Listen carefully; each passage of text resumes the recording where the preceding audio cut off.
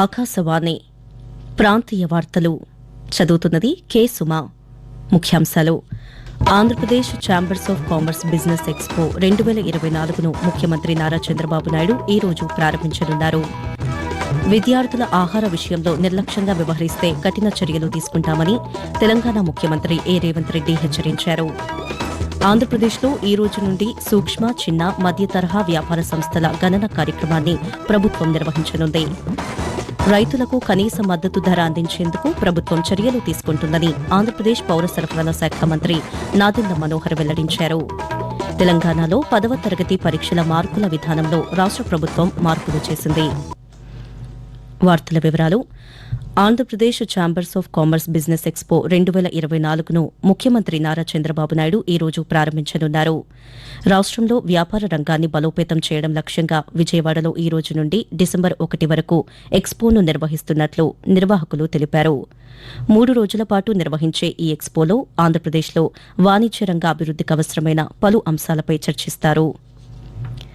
తెలంగాణ వ్యాప్తంగా ఉన్న ప్రభుత్వ పాఠశాలలు, వసతి గృహాలు, గురుకుల పాఠశాలల విద్యార్థులకు పరిశుభ్ర వాతావరణంలో ఆహారం అందజేయాలని ముఖ్యమంత్రి ఏ రేవంత్ రెడ్డి అధికారులను ఆదేశించారు. వసతి గృహాల్లో తరచూ కలుషిత ఆహారం ఘటనలు జరగడంపై ముఖ్యమంత్రి ఒక ప్రకటన విడుదల చేశారు. విద్యార్థులకు పౌష్టికాహారం అందించేందుకు డైట్ ఛార్జీలు పెంచామని తెలిపారు. విద్యార్థులకు ఆహారం అందించే విషయంలో నిర్లక్ష్యంగా వ్యవహరిస్తే కఠిన చర్యలు తీసుకుంటామని ముఖ్యమంత్రి హెచ్చరించారు. ఇదిలా ఉండగా కలుషిత ఆహారం కేసులకు సంబంధించి కారణాలను నిర్ధారించేందుకు తెలంగాణ ప్రభుత్వం టాస్క్ ఫోర్సును ఏర్పాటు చేసింది. ఆహార భద్రతా కమిషనర్, అదనపు డైరెక్టర్, జిల్లా స్థాయి అధికారితో కమిటీ ఏర్పాటు చేస్తూ ఉత్తర్వులు జారీ చేసింది. గురుకులాలు, హాస్టళ్లు, అంగన్వాడీలు, ఆసుపత్రుల్లో ఆహార నాణ్యతను టాస్క్ ఫోర్స్ పర్యవేక్షించనుందని ప్రభుత్వం తెలిపింది. ఆంధ్రప్రదేశ్లో ఈ రోజు నుండి ప్రారంభం కానున్న సూక్ష్మ, చిన్న, మధ్య తరహా వ్యాపార సంస్థల గణన కార్యక్రమంలో ప్రతి వ్యాపారవేత్త పాల్గొనేలా అవగాహన కల్పించాలని ఆ శాఖ మంత్రి కొండపల్లి శ్రీనివాస్ అధికారులను ఆదేశించారు. అమరావతిలోని సచివాలయంలో రాష్ట సూక్ష్మ, చిన్న, మధ్య తరహా పరిశ్రమల అభివృద్ది సంస్థ అధికారులతో మంత్రి నిన్న సమీక్షా సమావేశం నిర్వహించారు.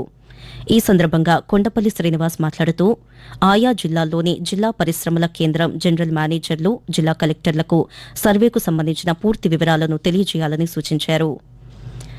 రైతులకు కనీస మద్దతు ధర అందించేందుకు ప్రభుత్వం అవసరమైన చర్యలు తీసుకుంటుందని ఆంధ్రప్రదేశ్ పౌర సరఫరాల శాఖ మంత్రి నాదెండ్ల మనోహర్ తెలిపారు. కృష్ణా జిల్లా పామరు నియోజకవర్గంలోని కనుమూరు, కొండాయపాలెం, అడ్డాడ గ్రామాలలో నిన్న పర్యటించిన మంత్రి ధాన్యాన్ని పరిశీలించారు.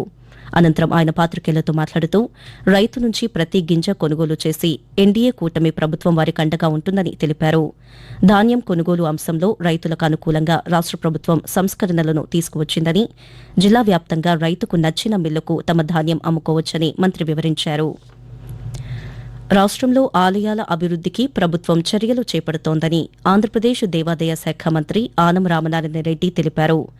తిరుపతి జిల్లా తిరుచానూరు పద్మావతి అమ్మవారి కార్తీక బ్రహ్మోత్సవాల్లో భాగంగా రాష్ట ప్రభుత్వం తరపున గత సాయంత్రం పట్టు వస్త్రాలను సమర్పించారు. అనంతరం ఆయన పాత్రికేయులతో మాట్లాడుతూ ప్రభుత్వం తరఫున అమ్మవారికి పట్టు వస్త్రాలను ఇచ్చేటువంటి మహద్భాగ్యం నాకు కలిగింది అని అంటే అది పూర్వజన్మ సుకృతం.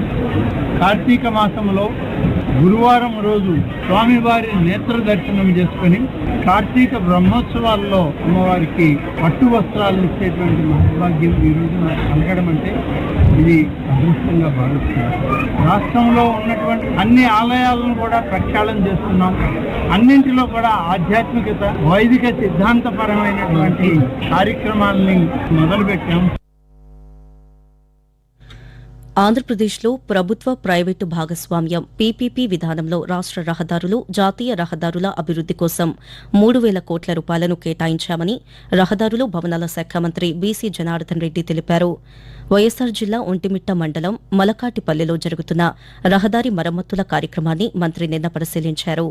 ఈ సందర్భంగా ఆయన మాట్లాడుతూ భారత్మాల కార్యక్రమంలో భాగంగా 28,000 కోట్ల రూపాయలను రహదారుల నిర్మాణానికి ఖర్చు చేయనున్నామని చెప్పారు. కేంద్ర రాష్ట ప్రాయోజిత కార్యక్రమాల ద్వారా రాష్టంలో రహదారులన్నింటికీ 70,000 కోట్ల రూపాయలతో మరమ్మతులు, అభివృద్ది పనులు చేయనున్నట్లు మంత్రి వివరించారు. ఆకాశవాణి ప్రాంతీయ వార్తలు వింటున్నారు. తెలంగాణలో 10వ తరగతి పరీక్షల మార్కుల విధానంలో రాష్ట ప్రభుత్వం మార్పులు చేసింది. ప్రస్తుతం 10వ తరగతిలో 20 అంతర్గత మార్కులు, 80 మార్కులకు పరీక్షలను నిర్వహిస్తుండగా అంతర్గత మార్కుల విధానాన్ని ప్రభుత్వం పూర్తిగా రద్దు చేసినట్లు రాష్ట విద్యాశాఖ తెలిపింది. ఇకపై 100 మార్కులకు 10వ తరగతి పరీక్షలు జరగనున్నాయని, 2024-25 విద్యా సంవత్సరం నుంచి ఈ నూతన విధానం అమల్లోకి వస్తుందని విద్యాశాఖ ఉత్తర్వుల్లో పేర్కొంది.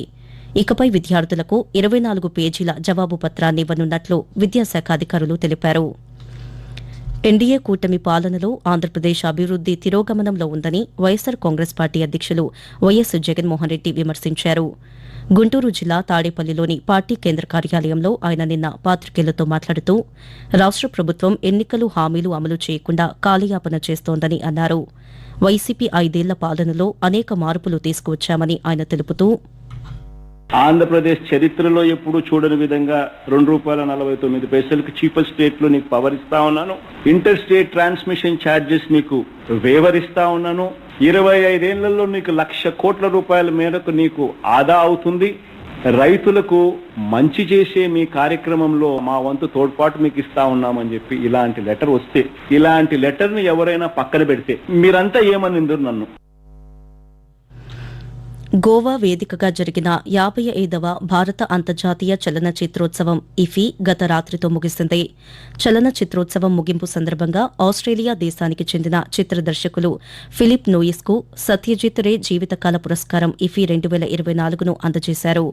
ఈ పురస్కారం కింద ₹10 లక్షల నగదుతో పాటు వెండి నెమలి, ధృవపత్రాన్ని ఆయనకు అందజేశారు. ఈ నెల 20వ తేదీ నుండి ప్రారంభమైన ఇఫీ ఉత్సవాలు 9 రోజుల పాటు ఘనంగా జరిగాయి. వివిధ దేశాలకు చెందిన చలనచిత్ర ప్రముఖులు ఇఫీ వేడుకకు హాజరయ్యారు. బంగాళాఖాతంలో ఏర్పడిన వాయుగుండం తుఫానుగా రూపాంతరం చెందలేదని, తీవ్ర వాయుగుండంగా కొనసాగుతుందని అమరావతి వాతావరణ కేంద్రం వెల్లడించింది. వాయువ్య దిశగా కదులుతూ రేపు ఉదయం పుదుచ్చేరి, తమిళనాడు మధ్యలో తీరం దాటవచ్చని తెలిపింది. వాయుగుండం ప్రభావంతో ఆంధ్రప్రదేశ్లో ఈ రోజు, రేపు పలు జిల్లాల్లో భారీ నుంచి అతి భారీ వర్షాలు కురవచ్చని పేర్కొంది. మత్స్యకారులు సముద్రంలో వేటకు వెళ్లవద్దని విపత్తుల నిర్వహణ సంస్థ సూచించింది. మరోవైపు తెలంగాణలో చలి తీవ్రత పెరిగిందని హైదరాబాద్ వాతావరణ కేంద్రం తెలిపింది. పలు జిల్లాల్లో 10 డిగ్రీలలోపే ఉష్ణోగ్రతలు నమోదవుతున్నాయని, మరికొన్ని రోజులు ఇదే పరిస్థితి కొనసాగుతుందని తెలిపింది. తెలంగాణలో మెరుగైన విద్య అందించేందుకు ప్రభుత్వం ఏర్పాటు చేసిన విద్యా కమిషన్ బృందం రాష్ట వ్యాప్తంగా పర్యటించనుందని విద్యాశాఖ అధికారులు తెలిపారు. ఈ నేపథ్యంలో కమిషన్ చైర్మన్ ఏ మురళి నేతృత్వంలోని కమిషన్ సభ్యులు ప్రొఫెసర్ విశ్వేశ్వర్, వెంకటేష్, జ్యోత్స్నలు పర్యటించనున్నారు. ఈ కమిషన్ వచ్చే నెల 7 వరకు రాష్ట వ్యాప్తంగా ఉన్న ప్రభుత్వ విద్యాసంస్థల్లో పర్యటించి అక్కడి పరిస్థితులను కమిషన్ సభ్యులు పరిశీలించి అవసరమైన సలహాలు, సూచనలు చేయనుందని తెలిపారు. కమిషన్ పర్యటన నేపథ్యంలో అవసరమైన చర్యలు చేపట్టాలని ప్రభుత్వ కార్యదర్శి శాంతికుమారి జిల్లా కలెక్టర్లను ఆదేశించారు. విద్యుత్ సరఫరా అవసరానికి తగినట్లు కొత్త విద్యుత్ ఉపకేంద్రాలను నిర్మించేందుకు చర్యలు తీసుకుంటున్నామని ఆంధ్రప్రదేశ్ విద్యుత్ శాఖ మంత్రి గొట్టిపాటి రవికుమార్ తెలిపారు. పశ్చిమ గోదావరి జిల్లా భీమవరంలో ఆక్వా రైతులు, యజమానులతో మంత్రి నిన్న సమావేశమయ్యారు. రైతులు ఆక్వా సాగులో విద్యుత్ సరఫరా సమస్యలను మంత్రి దృష్టికి తీసుకువెళ్లారు. ఈ సందర్భంగా ఆయన మాట్లాడుతూ నాణ్యమైన విద్యుత్ సరఫరా చేసేలా చర్యలు తీసుకుంటామని రైతులకు మంత్రి హామీ ఇచ్చారు. లోడ్ ఎక్కువగా ఉన్న ప్రాంతాలపై దృష్టి పెట్టాలని అధికారులకు సూచించారు. త్వరలోనే ఆక్వా రైతుల సమస్యలపై సరైన నిర్ణయం తీసుకుంటామని మంత్రి హామీ ఇచ్చారు. ఆంధ్రప్రదేశ్లో మాదక ద్రవ్యాల నియంత్రణ కోసం elite anti narcotics group for law enforcement ఈగల్ను ఏర్పాటు చేస్తూ రాష్ట ప్రభుత్వం ఉత్తర్వులు జారీ చేసింది. రాజధాని అమరావతిలో కేంద్ర కార్యాలయం, జిల్లాల్లో శాఖ కార్యాలయాలు ఏర్పాటు చేస్తూ హోంశాఖ ముఖ్య కార్యదర్శి కుమార్ విశ్వజిత్ ఉత్తర్వులు జారీ చేశారు. మత్తు పదార్థాల కేసుల విచారణకు విశాఖపట్నం, రాజమహేంద్రవరం, విజయవాడ, గుంటూరు, తిరుపతిలలో 5 ప్రత్యేక ఫాస్ట్ ట్రాక్ న్యాయస్థానాలను ఏర్పాటు చేయాలని నిర్ణయం తీసుకున్నట్లు ప్రభుత్వం తెలిపింది.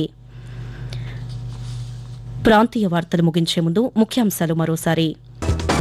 Andhra Pradesh chambers of commerce business expo 2024ను ముఖ్యమంత్రి నారా చంద్రబాబు నాయుడు ఈ రోజు ప్రారంభించనున్నారు. విద్యార్థుల ఆహార విషయంలో నిర్లక్ష్యంగా వ్యవహరిస్తే కఠిన చర్యలు తీసుకుంటామని తెలంగాణ ముఖ్యమంత్రి